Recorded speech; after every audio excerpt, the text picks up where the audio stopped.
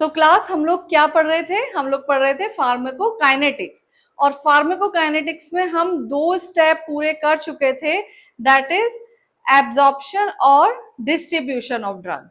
Absorption और distribution मतलब drug का एब्जॉर्प्शन और ड्रग का डिस्ट्रीब्यूशन। तो हम लोग ना लास्ट क्लास में ड्रग का डिस्ट्रीब्यूशन, इस पे हम बात कर रहे थे, डिस्ट्रीब्यूशन ऑफ ड्रग। तो मैंने आप लोगों को एक चीज बताई थी कि ड्रग डिस्ट्रीब्यूशन में एक चीज होती है low volume of drug distribution और high volume of drug distribution. तो अगर हम कहें लो वीडी है, इसको हम वॉल्यूम ऑफ ड्रग डिस्ट्रीब्यूशन इससे डिनोट कर रहे थे लास्ट क्लास को अगर रिकॉल करें तो। लो वीडी एंड हाई वीडी, इसका क्या मतलब था? लास्ट क्लास में हम लोग ये सब डिस्कस कर रहे थे। Just we are refreshing the, और एक बार से याद करने की कोशिश कर रहे हैं कि हमने लास्ट क्लास में क्या क्या किया था और कनेक्ट करने की कोशिश कर रहे हैं। तो हाई वीडी या लो वीडी का मतलब क्या है? हाई वीडी का मतलब है कि drug leave the blood to मतलब रैपिडली, आपके जो ब्लड के अंदर जो ड्रग है वो ब्लड को छोड़ के और टिश्यूज में बहुत जल्दी से रैपिडली पहुंच जाती है, ठीक है, रैपिडली। तो हाई वीडी का मतलब क्या है? Rapidly leaving the blood and distributing in the tissues, distribution in tissues. और अगर हम वही बात करें लो वीडी की, तो लो वीडी का मतलब क्या है? अब आपको समझ में आ रहा होगा कि लो वीडी का मतलब क्या होगा। मतलब drug stay mainly in the blood. अभी यहां पे क्या कर रही है? Drug staying in blood, stay कर रही है ब्लड में, मतलब वो टिश्यूज तक नहीं पहुंच रही है, और या फिर वो टिश्यूज तक पहुंचने में ज्यादा वक्त लगा रही है। और लो वीडी का मतलब क्या होता है कि these drugs are protein bound, मतलब वो प्रोटीन के साथ बाउंड हो गई है ड्रग, और इसीलिए ये ड्रग धीरे धीरे धीरे धीरे डिस्ट्रीब्यूट होगी, मतलब it will take time.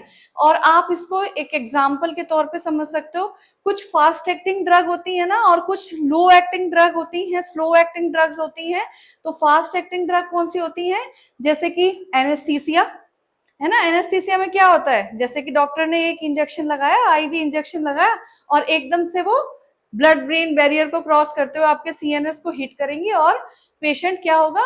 Patient को एकदम से पता ही नहीं रहेगा कि वो कौन सी दुनिया में है ना, बेहोश हो जाएगा। तो ये क्या हुआ? फास्ट एक्टिंग, मतलब उनकी जो वॉल्यूम ऑफ डिस्ट्रीब्यूशन है दैट इज हाई। वहीं दूसरी तरफ वारफेरिन, वारफेरिन का एग्जांपल ले सकते हो। वारफेरिन क्या है? वारफेरिन एक ऐसी ड्रग है जो एंटीकोगुलेंट है, और ये इसका जो वॉल्यूम ऑफ ड्रग डिस्ट्रीब्यूशन है दैट इज लो, मतलब ये आपकी बॉडी में बहुत लंबे वक्त तक ब्लड में ही रहती है और धीरे धीरे धीरे धीरे डिस्ट्रीब्यूट होती है, मतलब ये लॉन्ग लास्टिंग रहती है। तो इस तरीके से हम वॉल्यूम ऑफ ड्रग डिस्ट्रीब्यूशन को समझ सकते हैं। अब मेन बात यह है कि जो वॉल्यूम ऑफ ड्रग डिस्ट्रीब्यूशन है या ड्रग का जो डिस्ट्रीब्यूशन है उसकी क्या क्लिनिकल इंपॉर्टेंस है।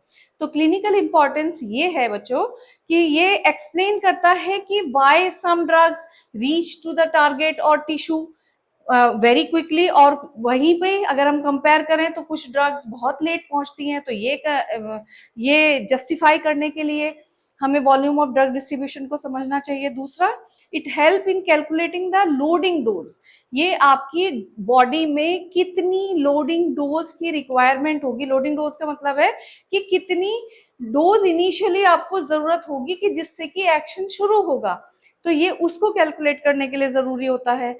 तीसरी बात है, ये एक्सप्लेन करता है ड्रग का स्टोरेज इन फैट, कि फैट में जो है ड्रग वो स्टोरेज हो रही है क्या।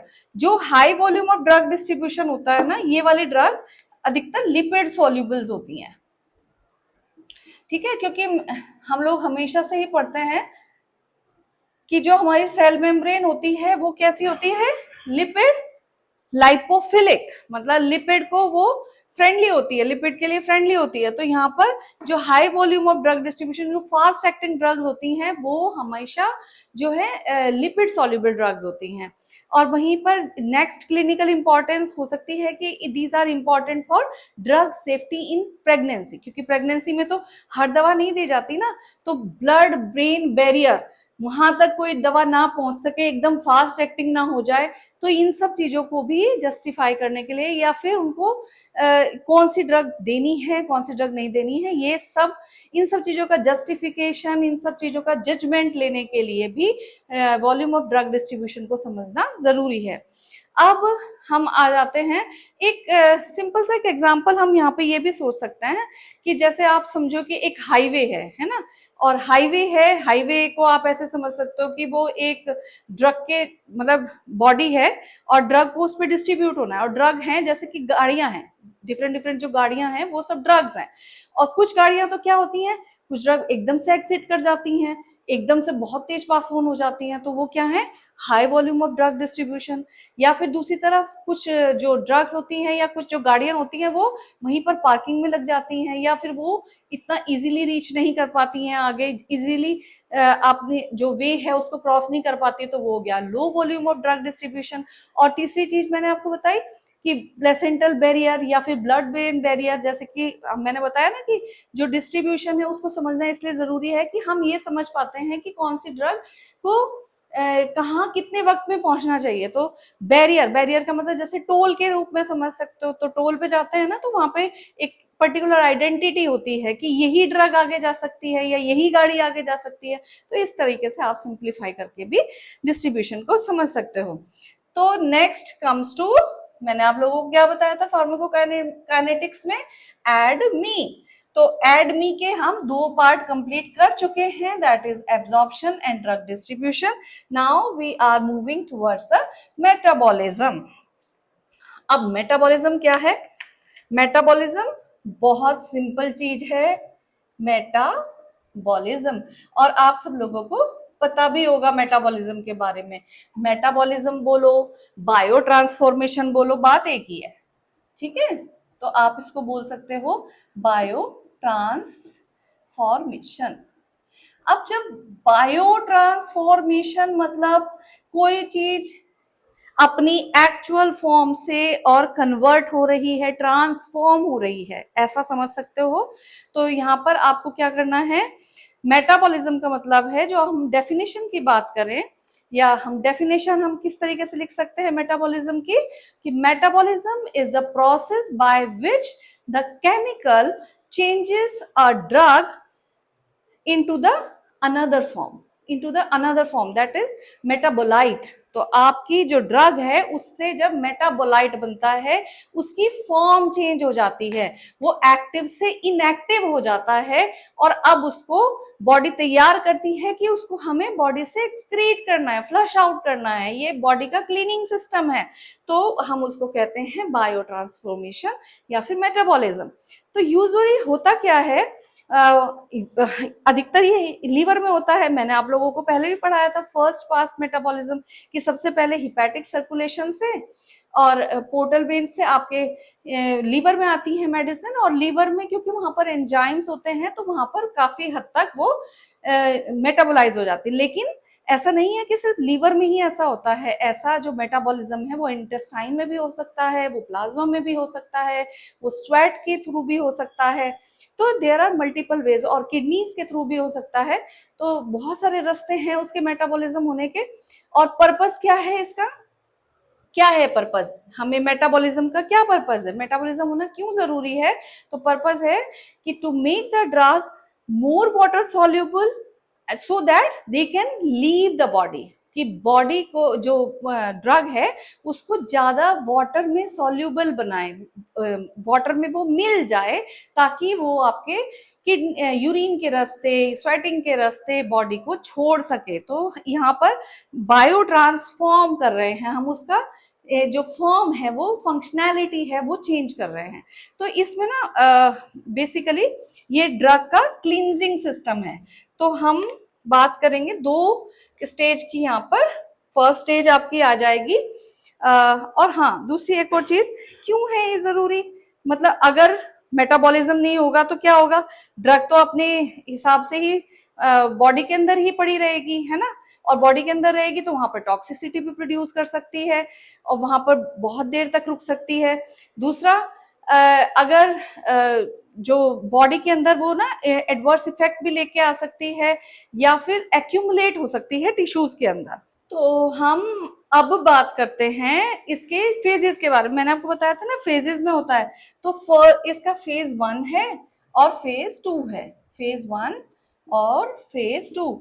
क्योंकि ड्रग की फॉर्म को चेंज करने के लिए हमें वक्त लगेगा। तो फेज 1 में क्या हो रहा है, फंक्शन जो है ना ड्रग का, तो वो यहाँ पर चेंज हो रहा है, ड्रग का फंक्शन चेंज होगा, या हम इसको बोल सकते हैं फंक्शनलाइजेशन रिएक्शन, फंक्शनलाइजेशन रिएक्शन। ठीक है, तो फंक्शनलाइजेशन रिएक्शन में क्या हो रहा है, बेसिकली यहाँ पर आपकी जो ड्रग है वो क्या कर रही है, 3 चीजें कर सकती है। ऑक्सीडेशन कर सकती है, यहाँ पे थोड़े से बायोकेमिस्ट्री वाले पार्ट में आपको जाना पड़ेगा, तो थोड़ा सा वो रिकॉल करने की कोशिश करो। रिडक्शन करती है और हाइड्रोलाइसिस कर सकती है। तो जो यहाँ पर किस तरीके की रिएक्शंस हो सकती हैं, जैसे कि ऑक्सीडेशन, मतलब या तो ऑक्सीजन का जो पार्टिकल है उसको आपको एडिंग हो सकता है, एडिंग करें, addition of oxygen, addition of oxygen, और रिमूविंग ऑफ हाइड्रोजन।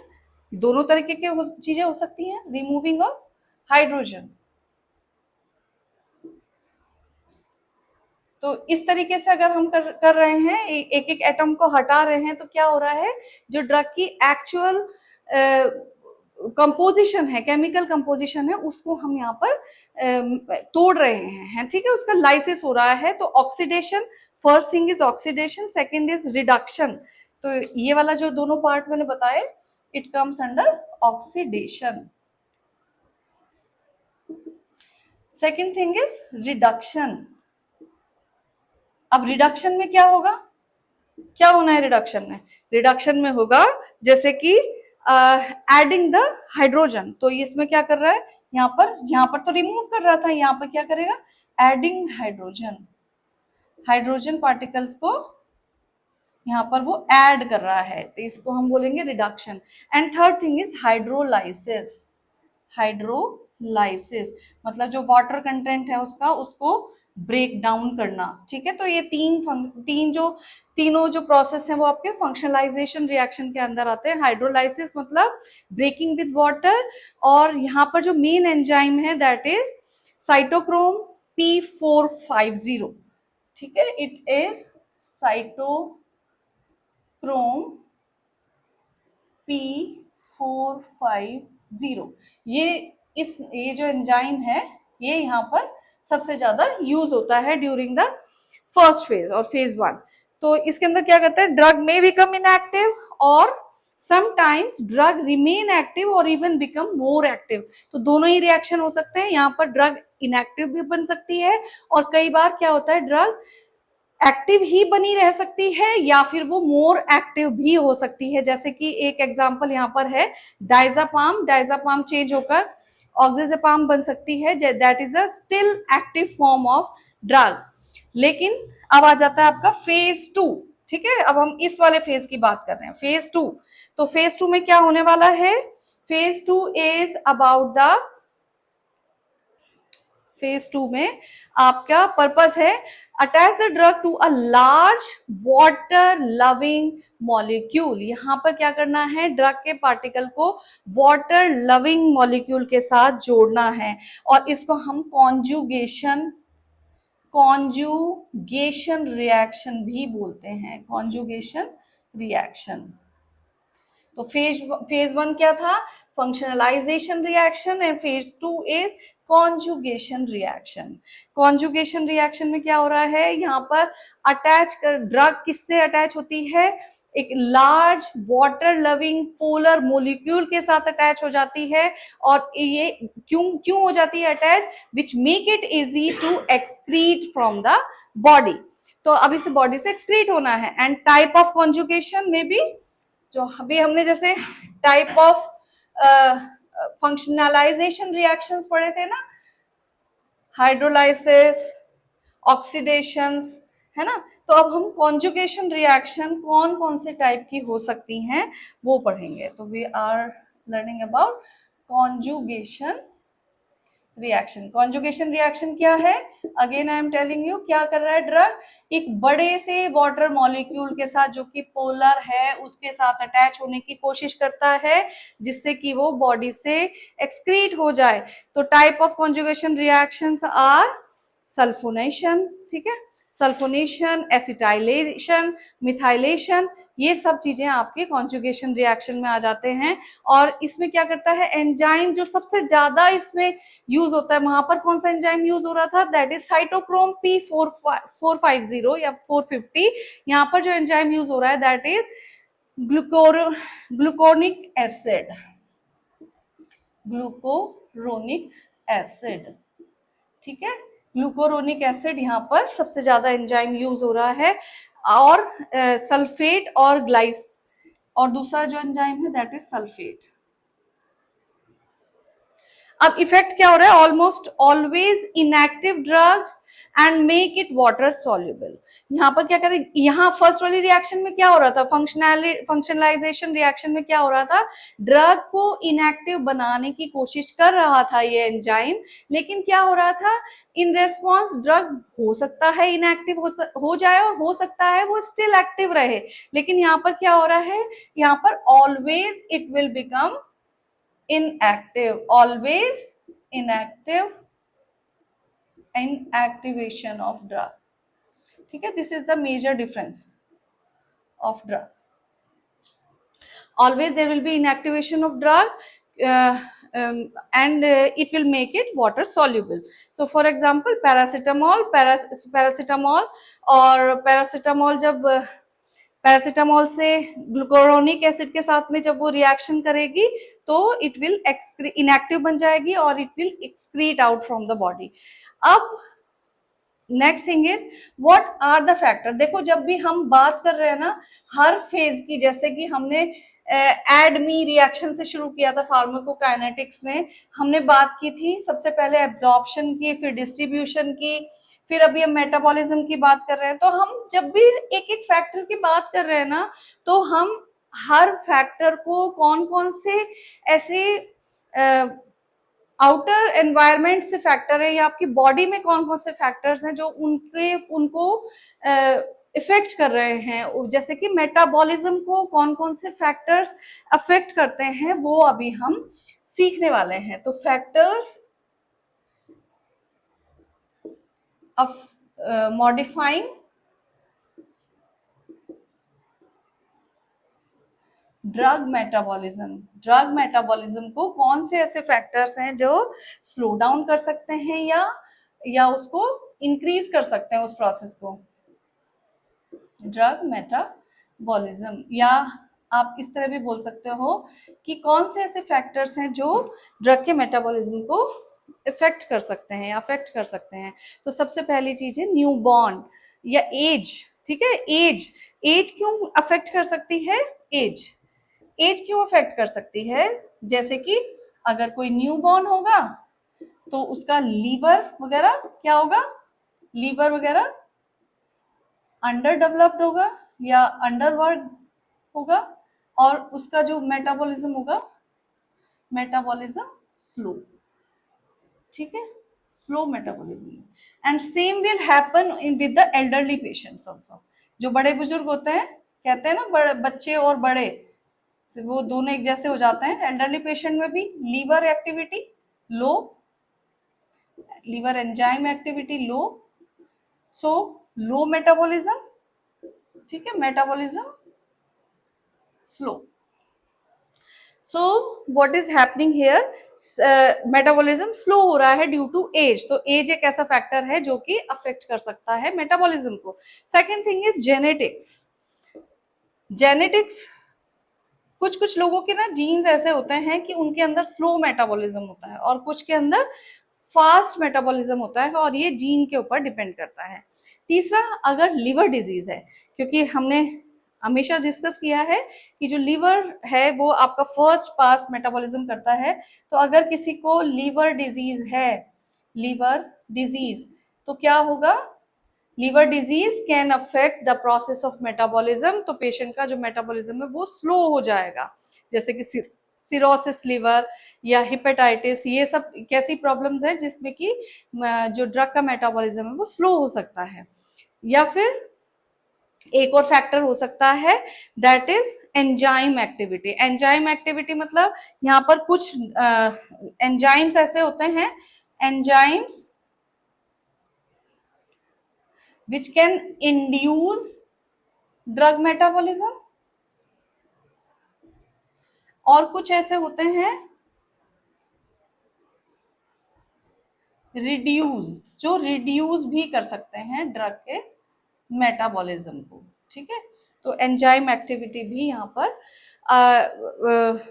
अफेक्ट कर सकते हैं, या फिर एक फैक्टर हो सकता है which can affect the metabolism process. तो what is the clinical importance? हर चीज की हम फैक्टर्स पढ़ रहे हैं, क्लिनिकल इंपॉर्टेंस पढ़ रहे हैं, मतलब ये हमारे लिए क्यों जरूरी है, क्यों पढ़ रहे हैं? तो clinical importance is decide dose and frequency of drug. आप ये सोचते हो ना कि आप डॉक्टर बताते हैं जैसे कि सुबह लेनी है ये दवाई, ये शाम को लेनी है, ये दिन में 3 बार लेनी है। तो सबसे पहली चीज है इसकी clinical importance, it decide the dose and frequency of drug.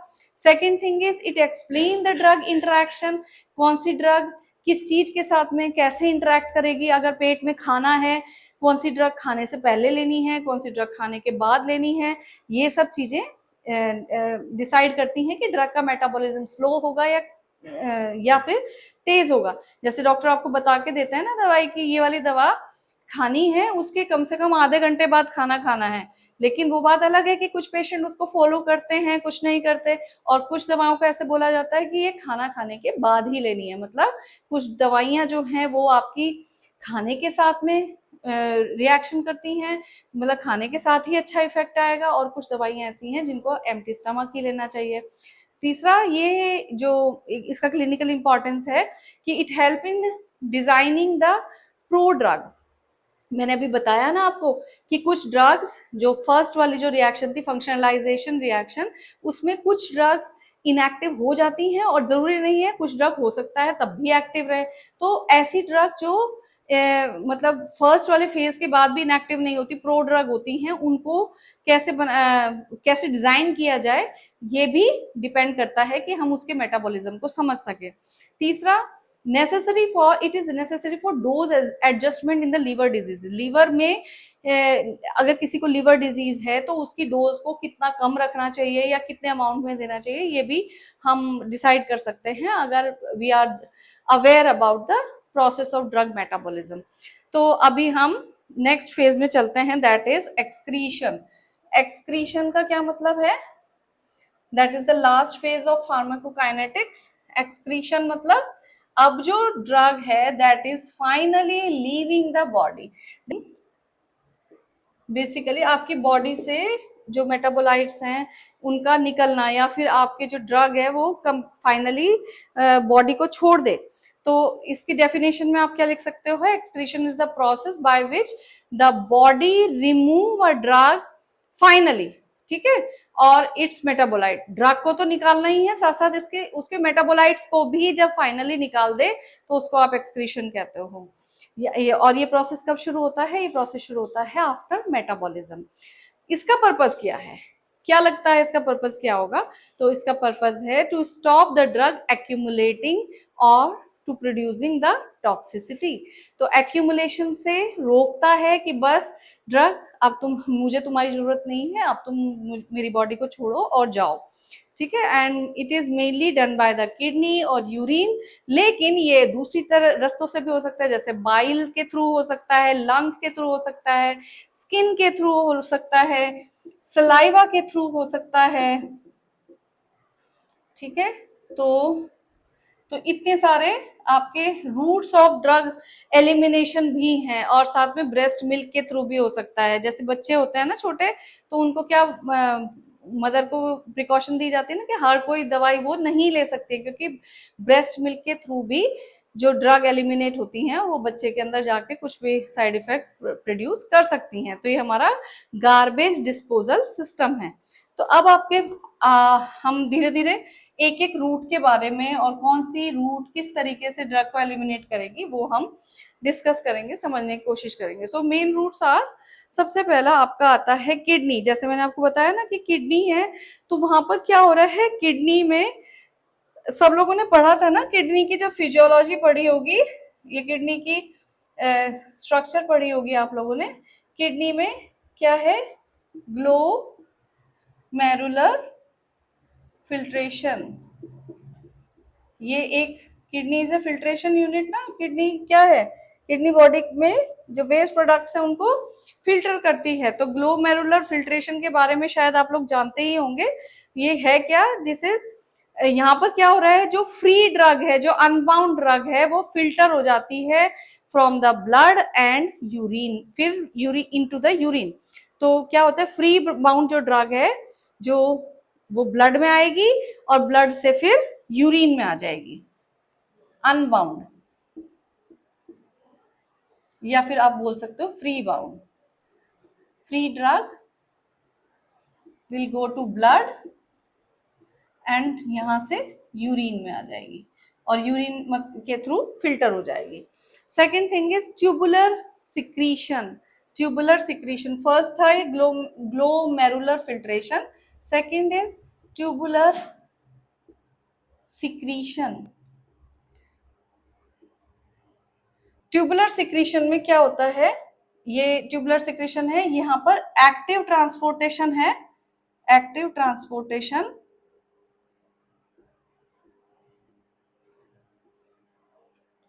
Of drug into urine. ठीक है, जो यूरिन को एक्टिवली ट्रांसपोर्ट किया जाता है, ड्रग को एक्टिवली ट्रांसपोर्ट करता है इनटू द यूरिन, जैसे कि पेनिसिलिन का एग्जांपल हो सकता है। Third thing is tubular reabsorption. Tubular reabsorption का मतलब क्या है, ट्यूबुलर रीएब्जॉर्प्शन, रीएब्जॉर्प्शन वर्ड से क्या समझ आ रहा है, रीएब्जॉर्प्शन मतलब जो ड्रग अभी भी यूरिन से बाहर नहीं निकली वो दोबारा से सर्कुलेशन में आ जाती है। मतलब lipid soluble drug may be reabsorbed back into the blood. ठीक है, फिर वहां पर क्या होता है, and water soluble drug remains in urine. अगर ड्रग अभी भी लिपिड सोल्यूबल है तो वो क्या करेगी, दोबारा से ब्लड में आ जाएगी। इसको हम बोलते हैं ट्यूबुलर रीएब्जॉर्प्शन। तो अभी आपके जो तो तीन चीजें यहाँ पर हो रही हैं मेनली किडनी में, ग्लोमेरुलर फिल्ट्रेशन हो रहा है, ट्यूबुलर सिक्रीशन हो रहा है और ट्यूबुलर रीएब्जॉर्प्शन हो रहा है। ग्लोमेरुलर फिल्ट्रेशन में फ्री ड्रग क्या हो रही है, ब्लड में आ रही है और ब्लड से यूरिन में आ रही है। ट्यूबुलर सिक्रीशन के अंदर एक्टिव ट्रांसपोर्टेशन हो रहा है ड्रग का इनटू द यूरिन, और ट्यूबुलर रीएब्जॉर्प्शन में जितना भी फैट सॉल्युबल या लिपिड सॉल्युबल जो ड्रग है वो वापस से आपकी यूरिन में चली जाती है।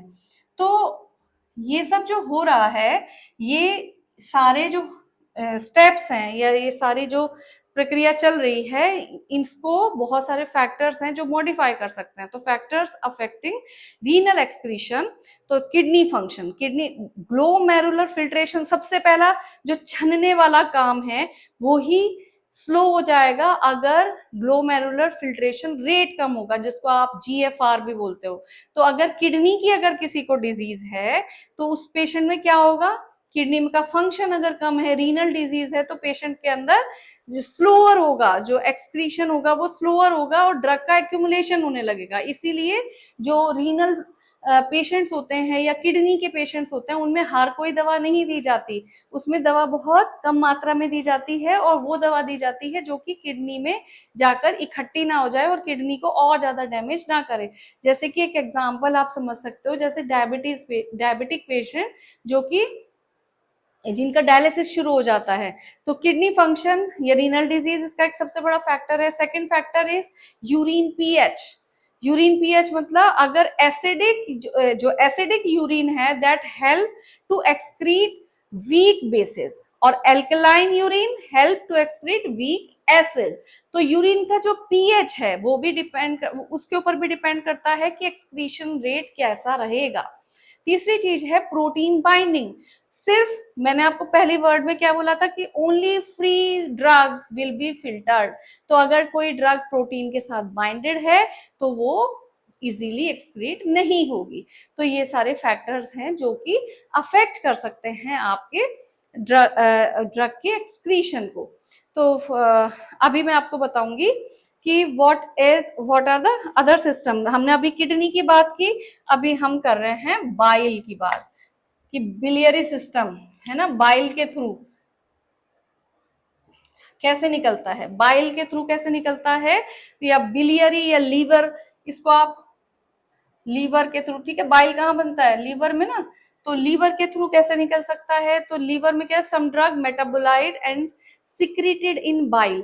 बाइल क्या होता है, जो पीला पीला सा पित्त जिसे आप बोल देते हो ना, वो ही बाइल है। तो यहाँ पर क्या हो रहा है, it can undergo enterocephalic enterohepatic recycling and drug reabsorbed from intestine back to the blood and prolonged action will be there। तो क्या हो रहा है यहाँ पर लीवर में क्या हो रहा है कि ड्रग तीन चीजें हो रही हैं। सबसे पहले क्या हो रहा है, यहाँ क्या हो रहा है, एंटेरोहिपैटिक रीसाइक्लिंग हो रही है। एंटेरोहिपैटिक एंटेरो वर्ड कहाँ यूज होता है, रीसाइक्लिंग। एंटेरो वर्ड हम यूज करते हैं इंटेस्टाइन के लिए। तो क्या हो रहा है, यहाँ पर इंटेस्टाइन से दोबारा ब्लड के अंदर जा रहा है और ब्लड से आपके लीवर के अंदर एक्यूमुलेट हो रहा है। इसकी वजह से टॉक्सिसिटी प्रोड्यूस हो रही है और बाइल का जो जो अंदर पित्त है या जो एसिड है वो बहुत ज्यादा बन रहा है और ये प्रोलॉन्ग कर देता है उस एक्शन को। For example digoxin and oral contraceptives. Next is, मैंने आपको बताया ना कि लंग्स के थ्रू भी आपका जो एक्सक्रीशन है वो होता है। तो लंग्स के थ्रू कौन सा, किसको बोलेंगे कि हम लंग्स के थ्रू हो रहा है एक्सक्रीशन, तो लंग्स के थ्रू एक्सक्रीशन को हम कैसे बोले, पल्मोनरी एक्सक्रीशन बोल सकते हैं। तो लंग्स के थ्रू कैसे होगा कि फॉर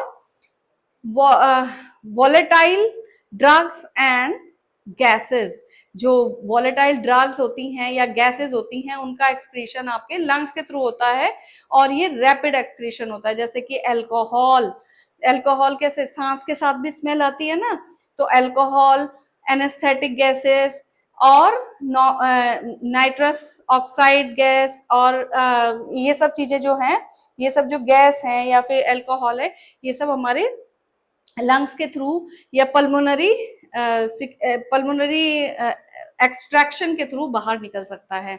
इसके बाद में आपका आता है अदर रूट, या जिसको आप माइनर रूट्स बोलते हैं, स्वेटिंग के थ्रू या फिर सलाइवा के थ्रू, टीयर्स के थ्रू। कई बार क्या होता है, स्वेटिंग जो है वो भी बहुत स्मेली हो जाता है, अगर कोई दवाई ऐसी खा रहे हो चिपचिपा हो जाता है, तो small amount of drug can be excreted but it is not clinically significant, but it can excreted through sweat, through saliva and through tears also. Breast milk के थ्रू भी आ सकता है, हम लोगों ने पहले ही डिस्कस किया था। तो drug can pass into the milk and it is important in lactation mothers. तो these are the things or these are the roots of drug elimination और ड्रग एक्सक्रीशन। तो अभी क्या है, हम एक और चीज पढ़ेंगे यहाँ पर, फैक्टर्स अफेक्टिंग एलिमिनेशन। तो ड्रग के एलिमिनेशन को कौन से ऐसे फैक्टर्स हैं जो अफेक्ट कर सकते हैं, तो अगेन एज आपका ना हर एक उसमें एक मॉडिफाइंग फैक्टर है। तो एज में भी न्यूबॉर्न बेबी, फिर एल्डरली पेशेंट्स है ना, दोनों एग्जांपल ऐसे हैं जो बहुत मैच करते हैं। तो in newborn baby because immature kidneys होते हैं, और एल्डरली में भी क्योंकि जो फिजियोलॉजिकली किडनी का फंक्शन डिक्लाइन हो जाता है, तो व्हाट इज हैपनिंग हियर, तो एक्सक्रीशन बहुत स्लो हो जाता है। सेकंड थिंग इज रीनल और हिपैटिक डिजीजेस। अगर किसी को किडनी के डिजीज है या हिपैटिक मतलब लीवर के डिजीज है, तो वहां पर भी it will reduce the excretion. And dose adjustment will be required, तो वहां पर डोज आपको स्मॉल देनी होगी या फिर डोज का एडजस्टमेंट वहां पर करना पड़ेगा। तीसरी चीज हो सकती है ड्रग का इंटरैक्शन, मतलब one drug may complete with another, may compete with another for renal secretion। कई बार 2-3 ड्रग एक साथ देते हैं तो क्या करते हैं, ड्रग के अंदर भी रेस लग जाती, पहले मैं जाऊंगी पहले मैं जाऊंगी। तो अगर 2-3 ड्रग एक साथ आ रहे हैं, जैसे हमने सिनर्जिस्ट एक्शन, एंटागोनिज्म, एगोनिज्म ये सब पढ़ा था ना, तो उसी के चलते यहाँ पे आप ऐसे सोच सकते हो कि अगर ड्रग का इंटरेक्शन वो कॉम्पिटिंग है या फिर वो फ्रेंडली नहीं है, तो यहाँ पर रेस लग सकती है और अफेक्ट कर सकता है रीनल सिक्रीशन को। दूसरा जो नेक्स्ट जो फैक्टर है दैट इज यूरिन का पीएच मैनिपुलेशन, तो वो आपका वो भी अफेक्ट करता है ड्रग के एलिमिनेशन में। और अब मेजरली इसकी क्लिनिकल इंपॉर्टेंस क्या है, क्लिनिकल इंपॉर्टेंस मतलब क्लिनिकल पर्पज से ड्रग एलिमिनेशन वाला जो पॉइंट ऑफ व्यू है हमें क्यों समझना चाहिए, तो हम क्लिनिकल इंपॉर्टेंस को भी फटाफट से एक बार समझ लेते हैं। 2-3 पॉइंट्स ही रह गए हैं यहाँ पर। Clinical importance are to determine the drug, dosing interval, मैंने आपको मेटाबॉलिज्म के टाइम पे भी बताया था कि डोजिंग का इंटरवल क्या रहेगा, ये समझने के लिए जरूरी है। And it will help in managing the toxicity, toxicity को मैनेज करने के लिए भी जरूरी है कि हम समझें कि what is the how much time it will take to excrete from the body। then it is important in renal disease and elderly patients, और उनके अंदर ड्रग का क्या इफेक्ट आएगा, कितनी देर में वो फ्लश आउट हो जाएगी, तो ये समझने के लिए। And it will guide the choices of drug, कि आपको लैक्टेटिंग मदर में कौन सी ड्रग देनी चाहिए, किडनी वाले पेशेंट में कौन सी देनी चाहिए, लीवर वाले पेशेंट में कौन सी ड्रग कॉन्ट्राइंडिकेटेड है, कौन सी इंडिकेटेड है, तो ये सब समझने के लिए भी ये आपके लिए हेल्पफुल हो सकता है। तो in this way we have completed pharmacokinetics. तो फार्माकोकाइनेटिक्स अब खत्म होता है, dynamics we have already done, we have already covered route of drug administration. अब जो नेक्स्ट टॉपिक हम कवर करेंगे ना, दैट विल बी आपका जो नर्वस सिस्टम है, और नर्वस सिस्टम में भी आपका जो ऑटोनोमिक नर्वस सिस्टम को हम कवर करेंगे, उस पे काम करने वाली दवाइयों को का क्लासिफिकेशन हम कवर करेंगे, ऑटोनोमिक नर्वस सिस्टम। तो नेक्स्ट क्लास में हम मिलेंगे ऑटोनोमिक नर्वस सिस्टम के साथ।